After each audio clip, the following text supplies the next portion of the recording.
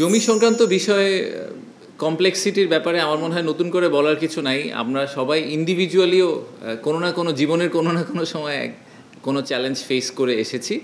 তো সেটারই একটা ভার্সন আমাদের ব্যবসায়ীরাও ফেস করেন। তো সেটাকে আমরা যদি একটু ইমপ্রুভ করতে পারি তাহলে অবভিয়াসলি আমাদের ইনভেস্টমেন্ট ক্লাইমেটে একটা সিগনিফিকেন্ট ইমপ্রুভমেন্ট হবে।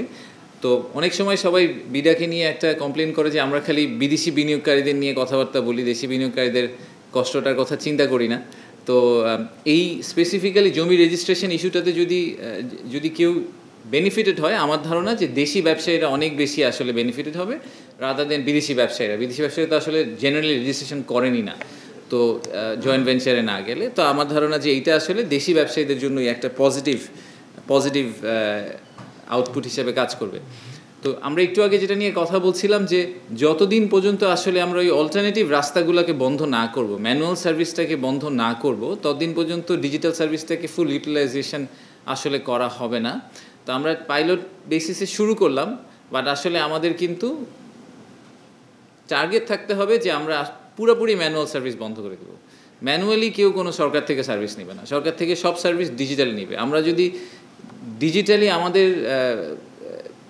আমাদের টেইলার বলেন আর আমাদের ফুড ডেলিভারি ম্যান বলেন, সবাইকে যদি আমরা ডিজিটালি পে করতে পারি, তাহলে আমরা সরকারের কাছ থেকে কেন ডিজিটালি সার্ভিস নিতে পারবো না? অবশ্যই আমাদের সেই এক্সপেকটেশনটা থাকতেই পারে মেম্বার্স অফ দ্য পাবলিক হিসাবে, যে সরকারের যাবতীয় সার্ভিস আসলে ডিজিটাল হবে, ম্যানুয়াল কোনো সার্ভিস হবে না, বাসায় বসে করা হবে, কোথাও যেতে হবে না।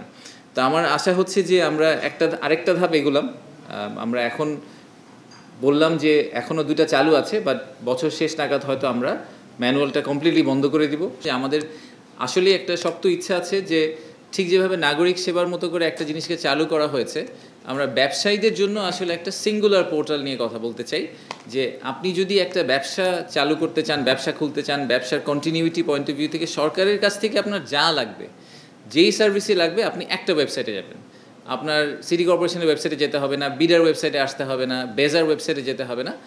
যার যা সার্ভিস লাগবে আপনি একটা সিঙ্গল ওয়েবসাইটে যাবেন, এবং সেটা কাউকে ওন করা দরকার নেই। আমাদের একটা যেটা বড় চ্যালেঞ্জ এখন হয়েছে যে 5টা ইনভেস্টমেন্ট প্রমোশন এজেন্সি হওয়ার কারণে তারা প্রত্যেকে আবার নিজেদের একটা পেরিফেরিতে অপারেট করতে চান, ওখান থেকে বের হতে চান না।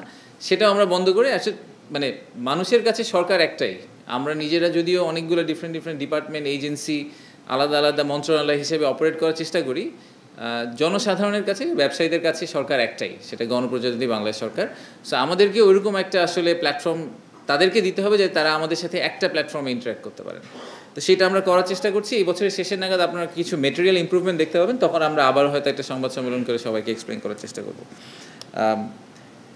তো এখন আমরা আজকে যেটা করলাম এটার ব্যাপারে মানুষজন জানবে কিভাবে, এটা একটা বড় সমস্যা হিসাবে আমার কাছে মনে হয় দাঁড়িয়ে যাবে খুব দ্রুত।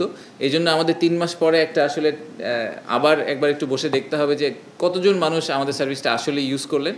যদি ইউজ না করে থাকেন, এটা আমাদের ব্যর্থতা। আমাদেরকে একটা রাস্তা বের করতেই হবে যাতে ব্যবসায়ীরা জানতে পারেন যে আমাদের এই সার্ভিসটা অ্যাভেলেবল, এবং ওনারা সার্ভিসটা এভাবেই নিতে পারেন। ওনাদেরকে হেঁটে গিয়ে কারো কাছে হাত পা ধরতে হবে না এই সার্ভিসটা পাওয়ার জন্য। তো সেটা আমরা চেষ্টা করব যে নিজেরা আমরা 2টা মন্ত্রণালয় আছে এবং বিডা একসাথে বসে চেষ্টা করব যে আমরা এই অ্যাওয়ারনেস বিল্ডিং জায়গাটাতে কিভাবে আরও বেটার করতে পারি। এবং আমি মিডিয়ার কাছেও রিকোয়েস্ট করব যে আপনাদের যদি কোনো আইডিয়া থাকে বা আপনাদের কোনো সাজেশন থাকে, প্লিজ আমাদের সাথে শেয়ার করবেন। আমরা চেষ্টা করব সেগুলোকে ফলো আপ করার জন্য।